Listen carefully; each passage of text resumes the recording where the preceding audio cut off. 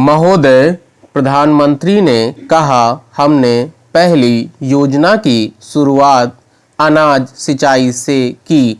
कल हमारे जल संसाधन सचिव मुझे बता रहे थे कि सिंचाई पर किया जाने वाला योजना व्यय कम होता जा रहा है। उन्हें इस बात का बहुत अफसोस था, लेकिन मुझे उन जैसा अफसोस नहीं है, क्योंकि जैसे ही एक समस्या सुलझाते हैं तुरंत दूसरी समस्या हमारे सामने आ जाती है, यहाँ तक कि इससे पूर्व की अगली योजना तक के लिए हम इसे सुलझा पाएं।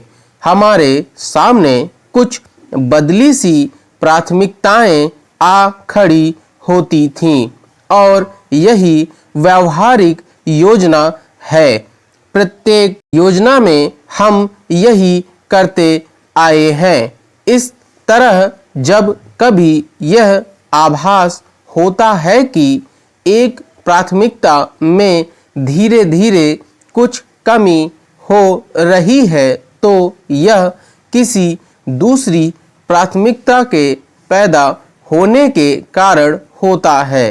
प्राथमिकताओं की इस श्रृंखला में आवास, विशेषकर ग्रामीण आवास को कोई भी विशेष जगह नहीं मिल पाई है। मेरे विचार से अब वह समय आ गया है जब हम लोगों की आवश्यकताओं को समझें।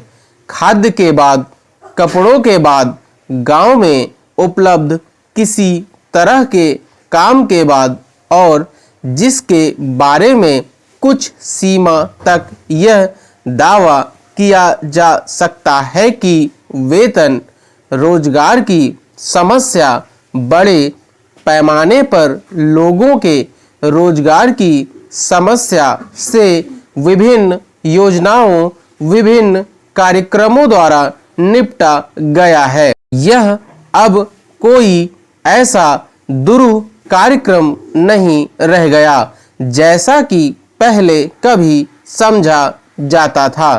राज्य सरकारों और केंद्र सरकार की विभिन्न योजनाओं के अंतर्गत एक तरह के मौसम और गैर मौसम उपलब्ध हैं। अब वह समय आ गया है जब कोई भी गांववासी यही कहेगा कि उसकी प्राथमिकता मकान है, और जब किसी आदमी का अपना घर हो जाता है, जब एक परिवार का अपना घर हो जाता है, रहने लायक घर, अच्छा घर, बेशक थोड़ा छोटा हो, एक कमरे का हो, लेकिन वह स्वच्छता, उसके रहने का ढंग, तब उस व्यक्ति में एक परिवर्तन आ जाता है। यह उसके सोचने के ढंग को, उसके दृष्टिकोण को और समाज के प्रति उसके दृष्टिकोण को बदल देता है। इसलिए इस पर जोर दिया है और मैं सोचता हूँ कि वह समय आ गया है जब ग्रामीण आवास, शहरी आवास, गरीब वर्ग के लिए आवास को पहली प्राथमिकता मिले, या कम से कम दूसरी अनेक चीज़ों के साथ साथ बराबर की प्राथमिकता मिले।